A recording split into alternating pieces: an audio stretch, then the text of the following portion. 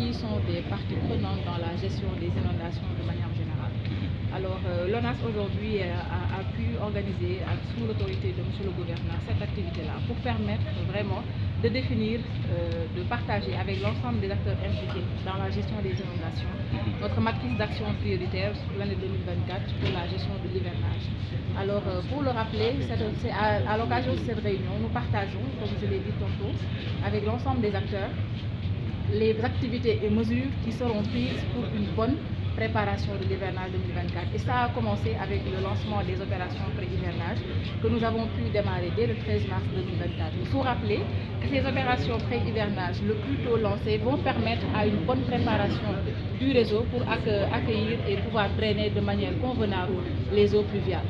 Donc à ce jour, dans la région de Dakar, nous sommes à peu près de 25% de taux de réalisation du curage, donc soit 25 000 mètres linéaires sur les 109 000 de réseaux que nous gérons dans la région de Dakar. Et je profite de l'occasion pour le rappeler que ces mêmes opérations seront tenues dans les différentes régions, dans tous les périmètres assainis où l'ONAS a un patrimoine. Ces opérations de curage qui seront menées pour amoindrir le maximum possible les éventuelles nuisances lors de l'hivernage, des opérations hivernales. D'autres mesures qui seront prises par l'Office national de l'assainissement concernent l'entretien des équipements électromécaniques. Je pense aux dispositifs de pompage aussi bien fixes comme mobiles, les stations de pompage, les appareils électroniques, tous les engins lourds.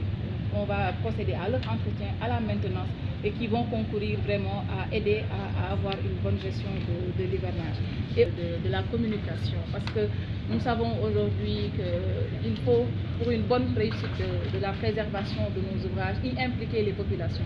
Parce qu'il arrive parfois de noter certains comportements qui vraiment n'aident pas à la préservation de nos ouvrages d'assainissement. On voit souvent lors de l'hivernage l'ouverture des canaux où on déverse les ordures sans compter l'ensablement de la voirie qui constitue en tout cas des goulots d'étranglement de nos réseaux et qui vraiment ne concourent pas à faciliter le drainage des eaux pluviales. Ce qui fait que parfois, même si nos ouvrages fonctionnent, il y a un temps de latence un peu plus important. Et ça, c'est vraiment parce qu'il y a eu des comportements néfastes en l'endroit de nos ouvrages. Et c'est pourquoi nous profitons de l'occasion, parce que M. le gouverneur a invité les acteurs communautaires, il a également invité tous les volontaires de l'assainissement pour nous aider à sensibiliser les populations sur les bons comportements à avoir pour la préservation des ouvrages et qui vont les aider, eux, à avoir un meilleur cadre de vie. Plusieurs points noirs.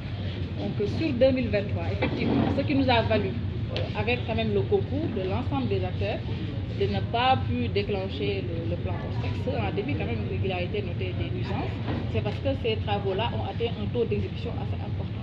Je pense par exemple à l'école 8 de Pékin qui était complètement sous les eaux, où aujourd'hui, après l'ouvrage, je pense qu'on est à 95% de mise en œuvre, on a pu quand même sortir toute cette zone-là de l'eau. Je pense à Ndiagobar, à l'unité 22, et cette année-ci, d'autres zones qui sont des points noirs et qui n'ont pas pu être comptabilisées l'année dernière seront prises en compte. Je pense à la cité avion de Wakam, je pense également à Rufis, à Sandika également dans le département de Pékin, à Assegna, Yumbel dans le département de Kourmassa. Donc, avec des taux d'exécution. L'ensemble des acteurs de la lutte contre les inondations. Je veux dire de la gestion des inondations. Au premier rang desquels l'ONAS et d'autres services de l'État en relation avec les collectivités territoriales et la communauté de manière générale. L'année dernière, nous le savons tous, nous avions tenu ce CRD et permis d'échanger sur les actions à entreprendre au fin de réussir l'hivernage 2023. Le bilan qui a été fait de cette gestion montre que l'ensemble des actions ont été déroulées et des résultats flatteurs, probants et éclatants nous ont été présentés. La seule preuve, c'est que pour cet hivernage-là, donc celui de 2023, nous n'avons pas eu besoin de déclencher le plan ORSEC parce que les eaux ont été maîtrisées et bien utilisées. Donc pour cette année-ci, nous n'allons pas réinventer la roue.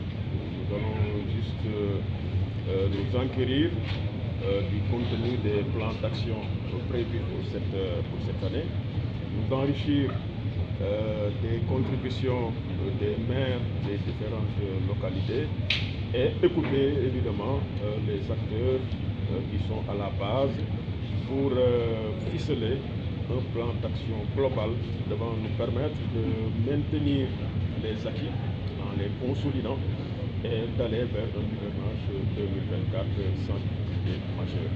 Et pour cela, nous comptons sur l'ONAS qui, en matière de lutte contre les inondations, donc à Dakar, est le leader.